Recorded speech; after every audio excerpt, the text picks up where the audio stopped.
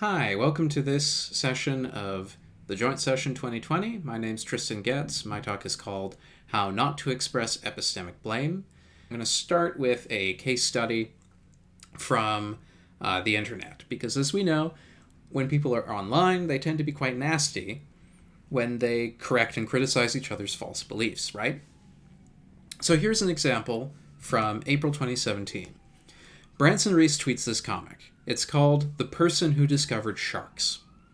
And it shows what we presume is a caveman wandering out into the ocean, saying that he's going into the big wetness. He sinks down, and then he says, "Smooth lions are eating me." Now, as you may know, sharks don't have smooth skin. Their skin is actually quite rough. And over the next 24 hours, hundreds of people replied to Reese, telling him that in fact he was wrong. Sharks have rough skin. Now, many of these replies were just saying, you're wrong about this, here's a source. But some of them were rebukes. Some of them were had a kind of sharp edge to them. So here's an example from Tumblr, where someone replies to the comic with, "Somebody give this ignoramus a piece of actual shark skin and tell him to rub his face with it. Let him see just how smooth it is." And then another one from Twitter, where someone said, "Proof that not all people are intelligent. Search online and you will find that shark skin is rough and used as sandpaper in Pacifica." Reese, for his part, doubled down and played the fool, insisting that sharks have skin that is, quote, "smooth as hell." But I'm not interested in Reese's smooth handling of this. I'm interested in the rebuke. Why rebuke people who are wrong about something that's just an intellectual mistake? Reese doesn't seem to have had any malice. No one seems to have been harmed by his error. We could certainly imagine cases where it's morally important to know the texture of shark skin, but those are going to be peripheral. His mistake just seems to be a factual one. So what, if anything, invites this hostility? We might think that there's nothing, right? We might want to just dismiss this and say there's nothing interesting happening here. Rebuke's just not a way to express purely epistemic blame. Now, I'm going to be arguing for this, but it's not as obvious as it might seem as a thesis. And the reason is that rebuke does seem to have an important role to play in how we hold people epistemically accountable, how we hold them responsible for what they believe.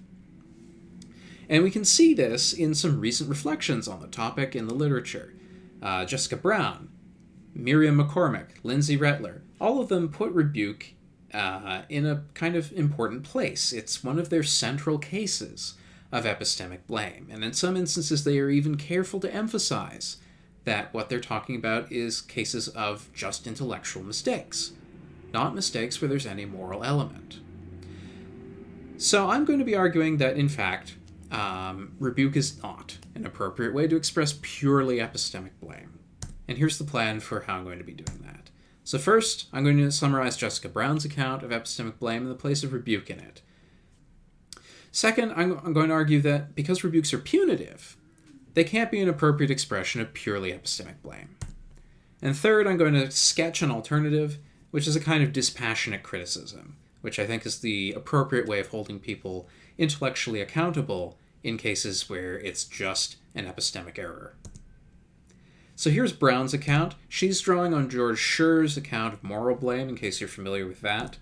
But basically, she argues that epistemic blame consists in a belief-desire pair that gives rise to characteristic dispositions. More specifically, the belief in question is that the agent believed badly. So here, the idea of believing badly is just that the agent's belief fails to meet some epistemic norm. That could be truth, justification, knowledge, responding to the epistemic reasons in the appropriate way. Doesn't really matter. The desire component is that the agent is a desire that the agent hadn't believed badly. You wish that they had had the right beliefs. Now, this desire transforms into a new desire because you can't actually fulfill this desire. You can't go back in time and make it so that they never believed badly in the first place.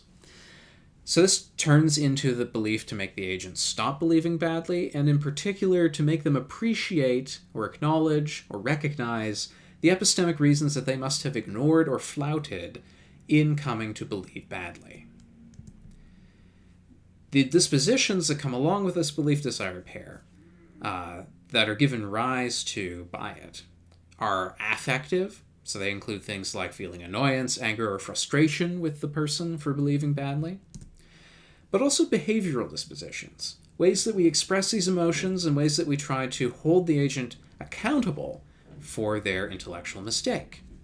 For instance, criticize, rebuke, question, try to get them to explain their reasons. We're trying to get them to recognize those reasons they must have ignored or flouted in believing badly. So here's one of the main examples that Brown uses. This is the example of Maud, which actually comes from a discussion by Laurence Bonjour.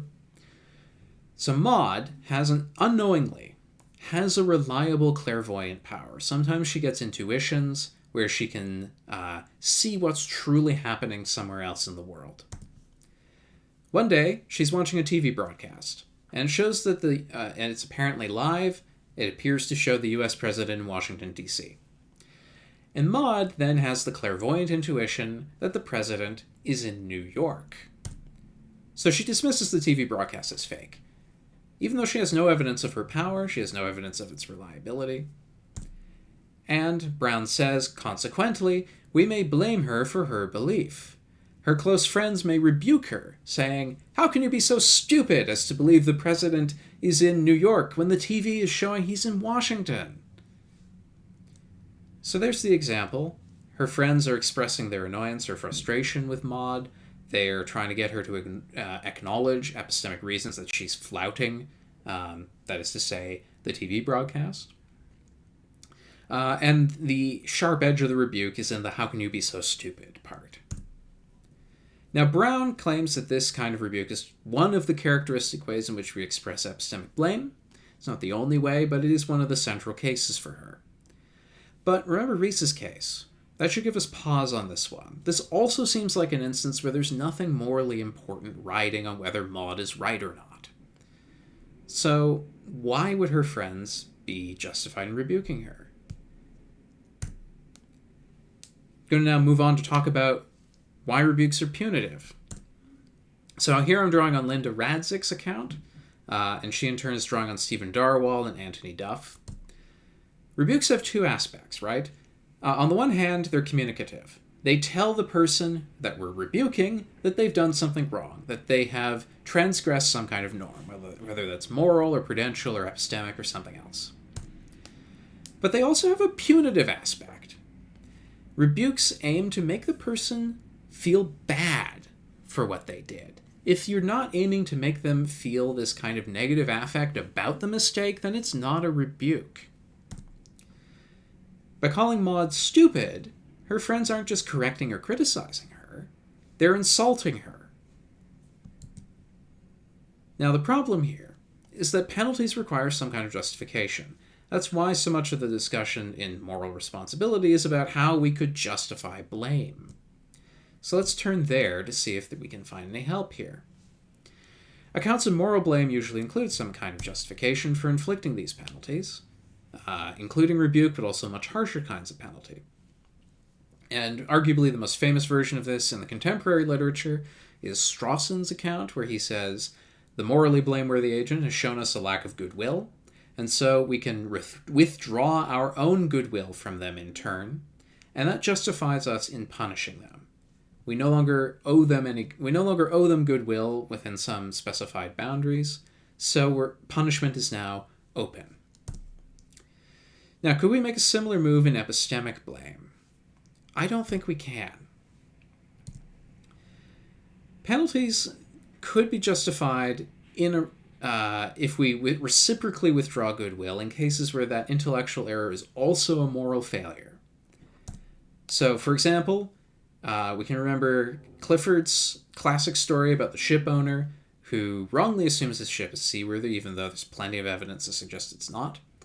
And then he sends it out on a long journey that leads to the deaths of everyone aboard. Here, the ship owner is not just making an intellectual mistake by ignoring the evidence and not inquiring into it. he's also making a moral mistake, because here it's important that he get things right. People's lives are on the line. So there is a kind of lack of goodwill in Clifford's example. But this lack of goodwill doesn't exist in Reese's or Maud's cases. There's no malice, there's no harm that results. Reese's error is just that he implied something false. Maud's is just that she's flouting some epistemic reasons. There's no malice, disrespect, harm, or any other moral disvalue occurring here. So we don't have the usual justification for rebuke as an expression of epistemic blame, unless we want to plump for Clifford's very controversial view that every epistemic error is also a moral error. There aren't many philosophers who are willing to go that far. So, where does this leave us? How do we hold people intellectually accountable if we can't rebuke them? My suggestion is that we can use a kind of non-punitive criticism here. And one model of this is Hannah Pickard's account of what she calls responsibility without blame. So she's coming to this from a bioethics standpoint, specifically to do with the clinical context where you're treating patients who have disorders of agency, things like addiction, personality disorders. Pickard argues that in these cases, these agents will often do things that harm themselves or others, and they'll do them in a way that they're actually morally responsible for it. It's not like these conditions make them completely lose control. But at the same time, Pickard says the standard ways of holding them accountable just don't work. They backfire. If you blame, rebuke, harshly criticize someone who has one of these conditions, when they do something that they're blameworthy for, it makes them shut down. It makes them turn inward. It makes them hate themselves. And it ends up actually making the situation much worse. So what Pickard says instead is that clinicians should hold these people responsible without blaming them. And she says one way you can do this is by explaining to the patient how their actions were harmful, how they might control themselves better in the future, help them understand that they are actually in control to some extent in these cases. So in essence, the lesson here is that you can keep the communicative aspect of rebuke, you can keep that critical aspect of it, but you can lose the punitive part. You don't have to inflict a penalty to hold people accountable. So this brings me to the sketch of my positive account here, which is that in purely epistemic blame, we should criticize the agent without inflicting penalties. So some ways we could do this are correcting the error, asking the agent to explain their reasons for the belief and evaluate those reasons, explain the epistemic reasons that were ignored or flouted, just to make it as clear as possible to the person why they're epistemically blameworthy, and provide information about how the agent can verify these reasons for themselves. This also, I should say, is not an unfamiliar way of engaging in criticism. It's in fact the way that we criticize our students. It's widely accepted that it's not a good thing to do to rebuke a student for a mistake, even if it's a persistent mistake, even if it's a mistake that, from the professor's standpoint, seems foolish. So, we already have this sense of how we should hold people intellectually accountable when there's nothing moral riding on it. We can do this dispassionately, without harsh criticism. So, in Reese's case, like many of the people who responded to him, tell him that sharks have rough skin, provide a source, ask him to explain himself, whatever. With Maud, point out to her she has no reason to believe that the president is in New York. She has this clairvoyant power, but no one knows that she has it, and no one knows that it's reliable.